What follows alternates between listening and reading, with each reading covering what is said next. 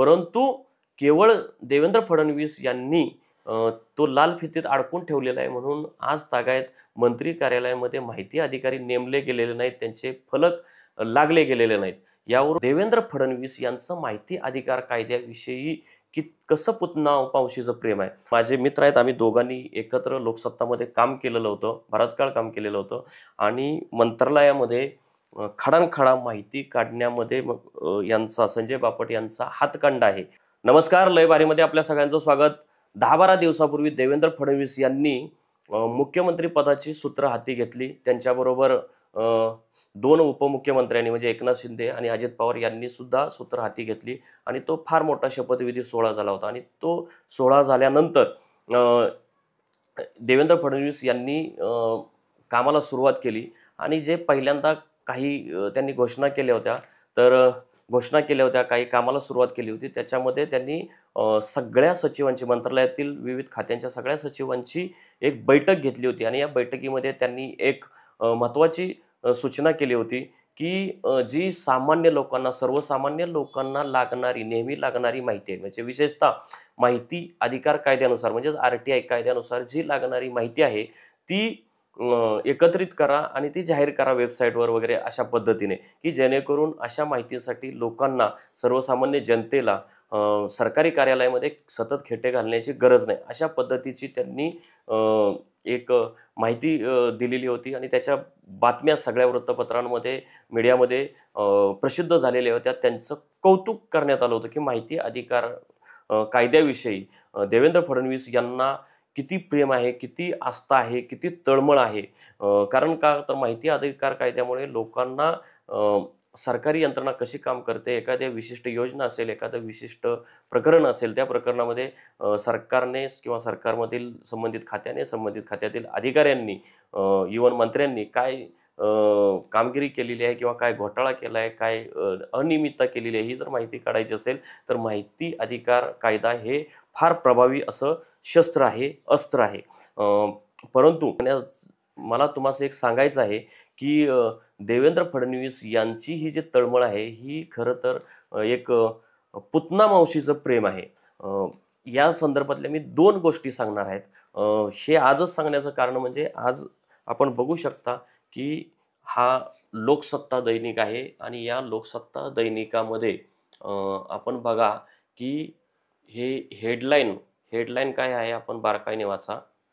तर संजय बापट नावाचे हे पत्रकार आहेत, वरिष्ठ पत्रकार आहेत आणि माझे मित्र आहेत. आम्ही दोघांनी एकत्र लोकसत्तामध्ये काम केलेलं होतं, बराच काळ काम केलेलं होतं आणि मंत्रालयामध्ये खडानखडा माहिती काढण्यामध्ये यांचा, संजय बापट यांचा हातखंडा आहे आणि त्यांनी एक माहिती काढलेली आहे की माहिती अधिकार कायद्याची कशी वाट लागलेली आहे, अशा प्रकारची माहिती त्यांनी काढलेली आहे. त्यांनी म्हटलेलं आहे की माहिती अधिकार कायद्याअंतर्गत जे द्वितीय अपील असतं, त्या द्वितीय अपीलातील जवळपास लाखभर अर्ज हे माहिती आयुक्तांकडे, वेगवेगळ्या माहिती आयुक्तांकडे, म्हणजे वेगवेगळ्या विभागीय माहिती आयुक्तांकडे, मुख्य कार्यालयातील माहिती आयुक्तांकडे प्रलंबित आहेत. आणि प्रलंबित असण्याचं कारण त्यांनी दिलंय की एकतर मुख्य माहिती आयुक्तांची नेमणूकच झालेली नाही, नियुक्तीच झालेली आहे. त्यानंतर अनेक विभागीय माहिती आयुक्त आहेत, त्यांच्याही नियुक्त झालेल्या नाहीत आणि माहिती अधिकार जे कार्यालय आहे त्या कार्यालयासाठी पुरेसं मनुष्यबळ नाही.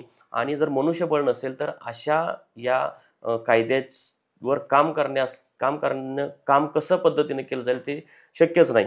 आणि जे प्रदीप व्यास आहेत, ज्यांच्याकडे मुख्य माहिती आयुक्त पदाचा अतिरिक्त कार्यभार आहे, त्यांनी सुद्धा म्हटलेलं आहे, म्हणजे याच्यामध्ये त्यांची प्रतिक्रिया दिली या बातमीमध्ये, त्यांनी सुद्धा म्हटलंय की आमच्याकडे पुरेसं मनुष्यबळ नाहीये. त्यानंतर जे शैलेश गांधी, जे यापूर्वी केंद्र सरकारमध्ये माहिती आयुक्त, पूर्ण देशाचे माहिती आयुक्त म्हणून ज्यांनी काम केलेलं होतं, ते चळवळीतले कार्यकर्ते होते. शैलेंद्र गांधी यांनी माहिती अधिकार चळवळ फार मोठ्या प्रमाणात राबवली होती. अण्णा हजारेंनी सुद्धा राबवली होती. त्यानंतर हा माहिती अधिकार कायदा अंमलात आलेला होता. तर शैलेश गांधी यांनी सुद्धा नाराजी व्यक्त केलेली आहे. त्यांनी म्हटलंय की या कायद्याची प्रभावी अंमलबजावणी व्हावी म्हणून आम्ही न्यायालयात लढत आहोत आणि तिथंही सरकार वेळ काढूपणा काढतंय आणि त्याच्यामुळे हा माहिती अधिकार कायद्याची जी ताकद आहे याची ताकद कमी होत चालल्याबद्दल त्यांनी नाराजी व्यक्त केलेली आहे.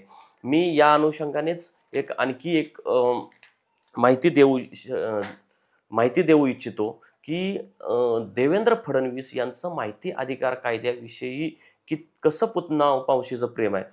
मी यापूर्वी सकाळमध्ये कार्यरत होतो आणि सकाळ इन्व्हेस्टिगेशन टीम म्हणजेच SIT याचा मी प्रमुख होतो, राज्यभराचा प्रमुख होतो. आम्ही त्यावेळी या माहिती अधिकार कायद्याचा प्रभावी वापर करून माहिती काढायचो आणि माझ्यासोबत एक माझा सहकारी होता गोविंद तुपे आणि त्यांनाही असे काही माहिती मिळताना अडचणी येत होत्या आणि विशेषतः मंत्र्यांच्या कार्यालयातून त्यांना माहिती मिळायला अडचणी येत होत्या आणि त्यासाठी मग त्यांनी त्यावेळचे मुख्य माहिती आयुक्त रत्नाकर गायकवाड यांच्याकडे तक्रार केली होती आणि रत्नाकर गायकवाड यांनी त्यावेळी या आमच्या सहकार्याच्या तक्रारीची फार मोठी दखल घेतली होती आणि सगळ्या मंत्री कार्यालयांमध्ये माहिती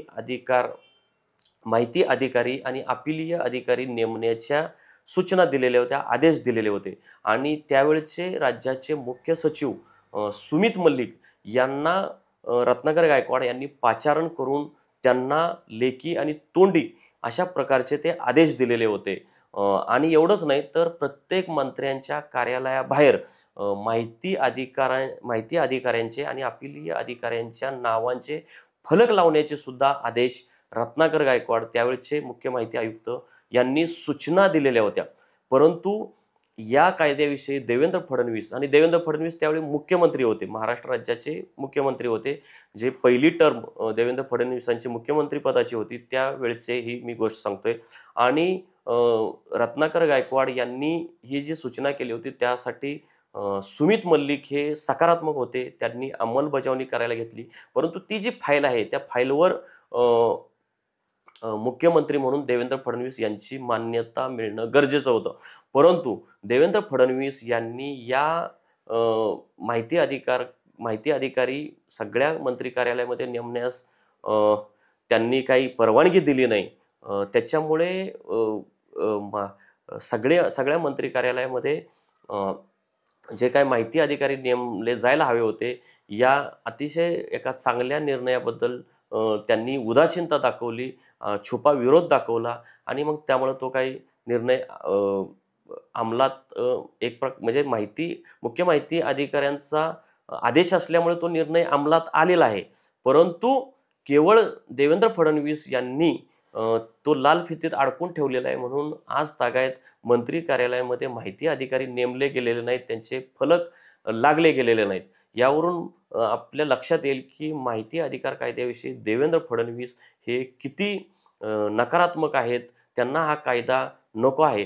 म्हणजे खरं तर हा कायद्याचा फायदा काय होतो तर सरकारी यंत्रणेतला भ्रष्टाचार काढणं सोपं होतं. एखादा चुकीचा निर्णय घेतलेला असेल तर तो बाहेर आणणं, तो चव्हाट्यावर आणणं आणि जनतेसमोर नेणं हे मोठं काम होत असतं. आणि जे आपले पंतप्रधान आहेत नरेंद्र मोदी हे नेहमी म्हणत असतात की न खाऊंगा और न खाने दूंगा, म्हणजे मी खाणार नाही आणि कोणालाही खाऊन देणार नाही. जर इतकं त्यांचं पारदर्शक कारभार आहे, त्यांच्या भाजपचा पारदर्शक कारभार आहे, तर मग देवेंद्र फडणवीस हे तर नरेंद्र मोदी यांचे शिष्य आहेत, त्यांचे लाडके मुख्यमंत्री आहेत, त्यांचे लाडके नेते आहेत. मग देवेंद्र फडणवीस यांना या कायद्याची अंमलबजावणी करण्यास, या आदेशाची अंमलबजावणी करण्यास अडचण काय आहे? आता त्यांना दुसऱ्यांदा मुख्यमंत्री पद मिळालेलं आहे. त्याच्यामुळे त्यांनी आता तरी सगळ्या मंत्री कार्यालयामध्ये माहिती अधिकाऱ्यांचे आणि अपिलीय अधिकाऱ्यांचे फलक लावावेत, त्यांची नावं जाहीर करावीत अशी मी अपेक्षा व्यक्त करतो. आणि हे सर्वात महत्त्वाचं म्हणजे मुख्य माहिती आयुक्तांची नियुक्ती करण्यासाठी त्यांनी पुढाकार घ्यावा. माहिती आयोग बळकट करण्यासाठी त्यांनी पुढाकार घ्यावा. त्या दृष्टीने जे इन्फ्रास्ट्रक्चर लागतंय, ज्या काही सुविधा लागणार आहेत त्यासाठी त्यांनी पुढाकार घ्यायला हवे.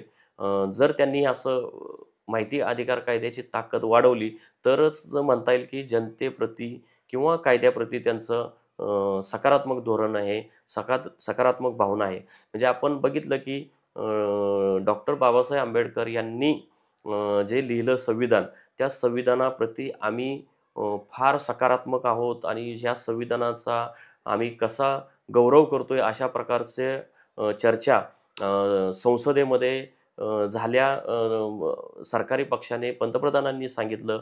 त्याच अनुषंगाने देवेंद्र फडणवीस नागपूरच्या अधिवेशनामध्ये सुद्धा बोलले, की आम्ही संविधानाचा आदर करतो आणि आमच्या एवढं संविधानाची अंमलबजावणी कुणीच करत नाही, अशा पद्धतीचं ते बोलले. पण प्रत्यक्षात ज्या संविधानाने संसदेला अधिकार दिलेला आहे, त्याच संसदेने हा माहिती अधिकार कायदा बनवलेला आहे. त्यासाठी देशभरात फार मोठी चळवळ उभी राहिली होती. मोठं आंदोलन उभं राहिलं होतं. अण्णा हजारे यांच्या नेतृत्वाखाली आंदोलन उभं राहिलं होतं आणि त्या आंदोलनातूनच माहिती अधिकार कायदा आणि लोकपाल बिल मंजूर झालं होतं. आज माहिती अधिकार मृतावस्थेत आहे. माहिती अधिकार कायद्याला घरघर लागलेले आहे. लोकपाल तर आहेत की नाहीत, त्याचं काय काम हे सुद्धा दिसून येत नाही. आणि आणि ते अण्णा हजारे सुद्धा या विषयावर काही बोलत नाहीत. तर बघूयात की लोकसत्ताला ही बातमी आलेली आहे. लोकसत्ता हे एक प्रतिष्ठित दैनिक आहे. या दैनिकाची दखल देवेंद्र फडणवीस कितपत घेतायत? धन्यवाद. अशाच आणखी महत्त्वाच्या घडामोडींसाठी लयभारीच्या यूट्यूब आणि फेसबुक पेजला लाईक, शेअर आणि सबस्क्राईब करा.